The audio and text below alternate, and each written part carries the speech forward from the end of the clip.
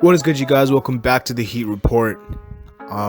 What a few hours it's been. I wasn't planning on recording today, but I thought I had to because of what just happened a couple hours ago. Because it does affect our team in a way, and I do want to talk about the James Harden situation. My apologies for not doing the preview and the reaction to the Sixers game. I was thinking of, instead of doing per game, doing a weekly, some summarization of how the Heat have played every game in the week instead of doing individual games. I think that's a better way to analyze the team.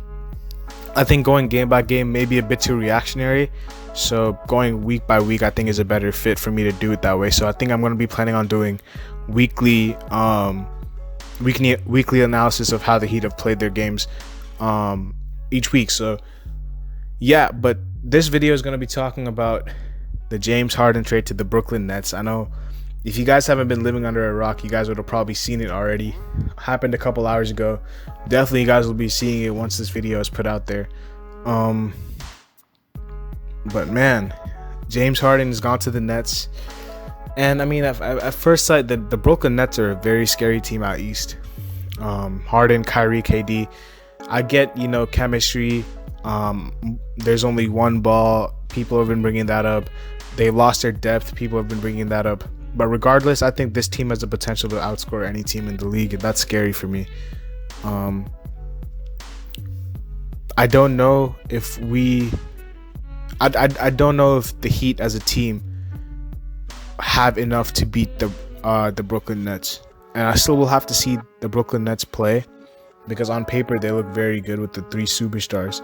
I know the Heat are undoubtedly the deeper team, but there's only so much. So depth can only take you so far, and we saw that in the finals. The Lakers had the star-studded. They had the two best players in the series, and they ended up winning the series. We had undoubtedly the deeper team. From 3 to 8, we were the deeper team.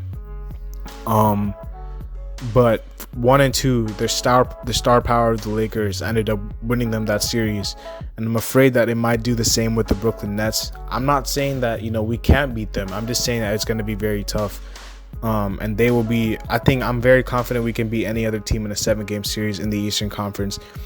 But with the Brooklyn Nets getting an MVP caliber player, a guy who at his peak will be a top 5 player in the league, in James Harden, a guy that his attitude hasn't been that great, but I think it's because he was trying to get out of Houston. He didn't like the situation he was in. He went to a situation. The Brooklyn Nets are on his list. Were on his list of teams that he wanted to be traded to. So I mean, they didn't even have to give up Kyrie. So Harden, Kyrie, KD on the same team is going to be pretty scary offensively. And this is now after Giannis, and after James Harden, and even after Victor Oladipo, who's gone to the Rockets. The stars are slowly going away. The chances of us getting these guys are going away now, and we're at a point where we have to decide, what do we want to do? Are we building for the future, or are we trying to win now? It's very cool to say, well, we're trying to do both. We're trying to win now while developing for the future. But as presently constructed, I'm not a believer in this team that they can win the championship. We got worse from last year. I think anyone can see that we got worse from last year. Losing Jay Crowder was really big. A power forward should be the first priority on the list. And I'm going to make a video about, players that I'd like us to target. But if I'm talking about positions, a power forward should be number 1 on the list. A power forward that can defend and shoot. We need another 3-and-D guy. Bleacher Report had his in rumors for Otto Porter. Let me know what you guys think about that. But we just need a power forward that can stretch the floor and defend at the same time. Because Kelly Olynyk, as good as he is shooting the ball, our defense is it's not good enough with Kelly, Duncan, and Tyler on the floor at the same time. And the problem that Spoelstra has is that Tyler and Duncan, in his eyes, are both undroppable outside the starting lineup. We saw what Hero can do yesterday. Duncan is a guy that we know what he's capable of when he's on. So those two are very hard to leave out the starting lineup. Obviously, Jimmy and Bam pick themselves. So a power forward that can stretch the floor and defend is what we need. a guy like maybe a Robert Covington. I know that's not realistic because he just went to the Blazers, but someone like that. We need a solid Jay Crowder replacement. Number 2, we need a star, an all-star. It doesn't have to be a superstar. James Harden would make us the firm favorites, but I don't think we need a James Harden to win the championship. I think we're very close. We just need that one push, and it could be an all-star, it can be a superstar. There are guys on the market out there. John Collins is a guy that has voiced his unhappiness with the situation in Atlanta. Bradley Beal is a guy that I don't know if the Wizards would trade him, but he's clearly not in a good situation right now. There are guys out there that we can try to trade for. And we need a guy who's an all-star caliber player on our team. Whether that be the power forward, because we can get, let's say we get Otto Porter as a power forward. And Otto Porter is, what is he, 6'8"? So he can play small ball forward because Jay Crowder was only 6'6". But would you guys think that would win a championship? A lineup of Hero, Duncan, Jimmy, Otto Porter, and Bam? I don't think so. It's not, especially when you're going against the likes of the Lakers out west and the Nets out east. And this is what I was talking about in a couple episodes before when I was saying we have a lot of guys on our bench that we're not really using that much, but they are very serviceable pieces. Guys that, if we're not going to use, let's get some value in for them. Let's ship them off to other places and let's get a star. Let's get someone that can contribute to us winning now. And if that's not the plan, then let's make it known that we're trying to win. We're trying to contribute to the future. We're trying to, build for the future. But the thing about building for the future, and that what makes that hard, is Jimmy Butler's 31 years old. So I don't know how long you want to wait to win a championship, but the window is closing for the Miami Heat because Jimmy Butler is not getting any younger. He's in his 30s. Jimmy Butler, I think, will probably be an all-star / superstar caliber player until he's 35, 34. So realistically, we have three years. I want to say 3 to 4 years to win a championship with Jimmy Butler as the best player on the team. I do think Bam Adebayo will overtake him at some point, but as presently constructed, Jimmy Butler is the guy who is the go-to guy, the number one option on our team, and there's only so many years before he stops being that. So in this window, we have to try to attain a star, attain a power forward.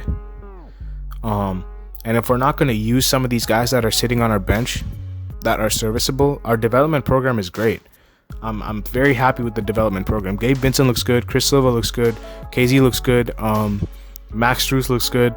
But all these guys, we probably have the deepest team in the league, and that's a good thing and a bad thing, because it's a good thing because we can play these guys and we can rely on them game in, game out. But the bad thing is that these guys have quite a bit of value, and if we don't make the most out of that, then they're just going to be sitting on our bench, and that's not the best way to use them, in my opinion.